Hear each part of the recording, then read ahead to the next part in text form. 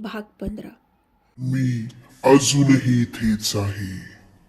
सरांनी त्याला सांगितलं, हवं तर तुम्ही ते गाव कसं आहे, तो वाडा कसा आहे हे जाऊन बघा आणि मग ठरवा काय करायचं ते. लोकेशला त्यांचं म्हणणं पटलं.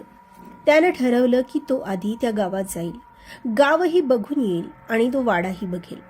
त्याप्रमाणे त्यानं ठरवलं की तो येत्या शनिवारी त्या गावात जाईल आणि त्याने घरच्यांना तसं सांगितलं. मग शनिवारचा दिवस उजाडला. ठरल्याप्रमाणे लोकेश नाश्ता करून त्या गावात जाण्यासाठी निघाला. जवळपास पाऊण तासात तो त्या गावी पोहोचला. त्या गावाच्या सौंदर्याबद्दल त्याने थोडंफार ऐकलं होतं, म्हणून जेव्हा स्वतः त्याने त्या गावाचं सौंदर्य पाहिलं तर तो भारावून गेला. खरंच त्या गावात पाऊल ठेवल्यापासून त्याला फार प्रसन्न वाटत होतं.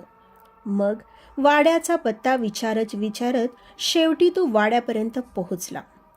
तिथे एक नेमलेला माणूस होताच, जो वाड्याची सफाई करत होता. लोकेश त्याच्याशी बोलला आणि सरांचं नावही सांगितलं. मग त्या माणसाच्या लक्षात आलं की 2 दिवसांपूर्वी त्याचं त्या सरांशी बोलणं झालं होतं, म्हणून मग त्या माणसाने लोकेशला आत बोलावलं.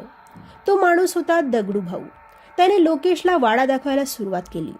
वाडा त्याच्या अपेक्षेपेक्षा बराच मोठा होता. आतून तर खूपच सुंदर होता. कलर दिल्यामुळे आकर्षक वाटत होता. लोकेशला तो वाडा प्रचंड आवडला. खालचा मजला पाहून झाल्यावर दगडू भाऊ त्याला वरती घेऊन जाऊ लागले. पण लोकेश म्हणाला त्याला फक्त खालचा मजलाच घ्यायचा आहे, कारण तो जास्त भाडं देऊ शकत नाही. पण दगडू भाऊ म्हणाला, फक्त बघून घ्या, बघायला काही भाडं द्यावं लागणार नाही. मग लोकेश हसला आणि दोघे मिळून वरती गेले. वरचा मजला सुद्धा खूपच आकर्षक होता. लोकेशचं मन अडकत होतं तिथे, पण त्याने मनाला आवर घातला आणि मग दोघेही खाली आले. शेवटी लोकेशने ठरवलं की तो ह्या वाड्यात राहायला येईल. मग तो गावी परत गेला. घरच्यांना त्या गावाबद्दल आणि त्या वाड्याबद्दल सांगितलं. घरचे मोठ्या मुश्किलीने तयार झाले. मग सामानाची बांधाबांध सुरू झाली आणि फायनली त्यांनी आपलं गाव सोडलं आणि ह्या गावात ते सामान घेऊन पोहोचले. मग सगळं सामान एका जागी ठेवलं आणि आधी जेवण करून घेतलं. मग सामान लावायला सुरुवात केली. दगडू भाऊ पण मदतीसाठी होता. एका दिवसात सामान लावणं कठीण होतं, कारण सामान जास्त होतं. सगळं सुरळीत व्हायला नाही म्हटलं तरी आठवडा निघून गेला. त्यानंतर मात्र त्यांचं सगळं सुरळीत चालू झालं. लोकेशने महिनाभराचा पास काढला होता, म्हणून त्याचं कमी पैशात जाणं येणं व्हायचं. भाडं कमी असल्याने आणि पगारातून कट होत असल्याने त्याची ही चिंता मिटली होती. प्रितेश कधीतरी सुट्टीमध्येच यायचा. आता त्यांना तिथे राहू लागल्यापासून 1 महिना झाला होता. बरेच जुळले होते सगळे आणि त्यांना वाडाही फार आवडला होता. पण वरच्या मजल्याला आता दार लावलं गेलं होतं आणि त्याला कुलूप होतं. त्यामुळे वरती चावी असल्याशिवाय कोणी जाऊही शकत नव्हतं. या एवढ्या दिवसात काहीही विचित्र घडलं नव्हतं.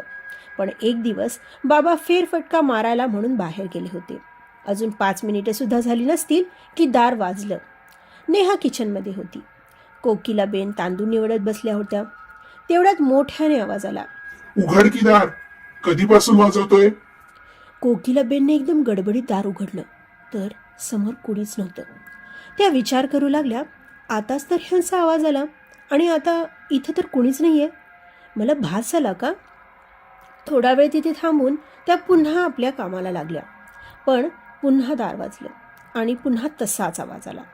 असं 2 ते 3 वेळा झालं. ह्यावेळी तो आवाज नेहाने सुद्धा ऐकला. दोघीही आधी घाबरल्या, पण नंतर त्यांनी विचार केला की कदाचित कुणीतरी मुद्दाम करतंय, कारण ते गावात नवीन होते. लोकांची ओळख पाळख नव्हती. मग त्यांनी दुर्लक्ष केलं.